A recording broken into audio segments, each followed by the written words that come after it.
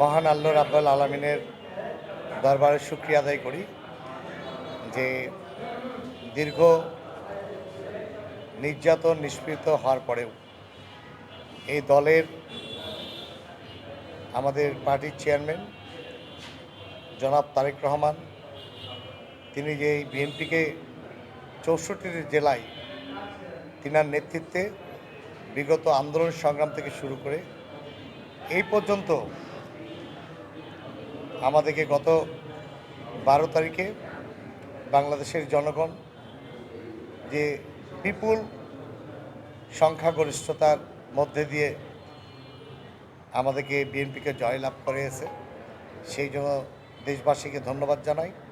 পাশাপাশি বাংলাদেশের ১৩তম প্রধানমন্ত্রী, আমাদের নেতা, আমার অভিভাবক, বিএনপির চেয়ারম্যান জনাব তারেক রহমানকে শুভেচ্ছা জানাই। এবং আমাদের রাজশাহীতে, বিশেষ করে রাজশাহীর আমাদের মহানগরের সকলের অভিভাবক, যিনি রাজশাহীতে দীর্ঘদিন মেয়র ছিলেন, এমপি ছিলেন, তিনার দক্ষতা এবং কর্মর মধ্যে দিয়ে তিনি রাজশাহী মহানগরীতে বেড়ে উঠেছেন।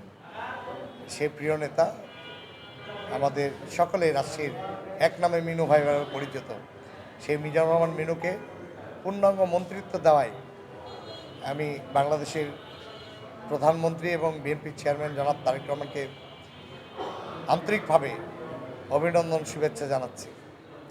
আর আমাদেরকে আপনি জানেন ইতিমধ্যে আমাদের পার্টির চেয়ারম্যান, বাংলাদেশের প্রধানমন্ত্রী জনাব তারেক রহমান তিনি কিন্তু বলেছেন যে ১২ তারিখ পর্যন্ত আমাদের এমপিদেরকে আপনারা দেখবেন, ১৩ তারিখ থেকে এমপি সহ দলের নেতাকর্মীরা সবাই জনগণের জন্য কাজ করবে।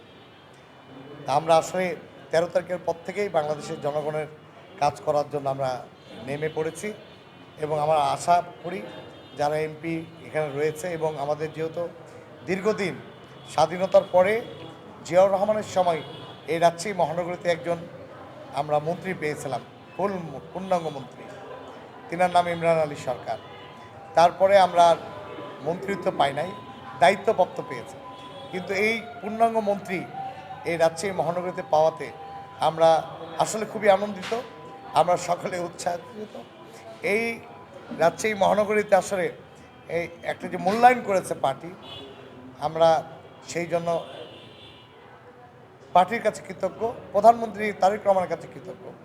আমাদের বিশ্বাস মিজানুর রহমান মিনু তিনি এ রাজশাহীর অবহেলিত যে সমস্ত বাকি কাজগুলো রয়েছে, অসমাপ্ত কাজগুলো রয়েছে, তিনি ইনশাল্লাহ সমাপ্ত করবে। আমাদের রাজশাহীতে বেকারত্ব দূর হবে, কর্মসংস্থানের ব্যবস্থা হবে, রাজশাহীর অনেক কর্মকাণ্ড যেগুলো তিনি এখন করতে পারবে, যার মধ্যে দিয়ে এই রাজশাহী মহানগরবাসী সহ গ্রেটার রাজশাহী উপকৃত হবে।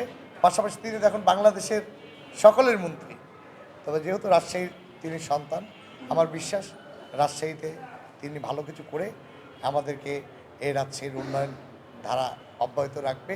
পাশাপাশি তিনার যে দক্ষতা রয়েছে, আমাদের বিশ্বাস আমরা তিনার কাছ থেকে ভালো কিছু পাবো আশা করি।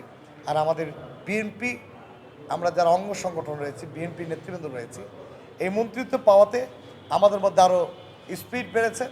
এই মন্ত্রিত্ব পাওয়াতে আমাদের মনে হয়েছে যে আমাদের রাজশাহীকে পার্টি মূল্যায়ন করে, আমাদের এই রাজনৈতিকভাবে আমরা এক ধাপ এগিয়ে যাব।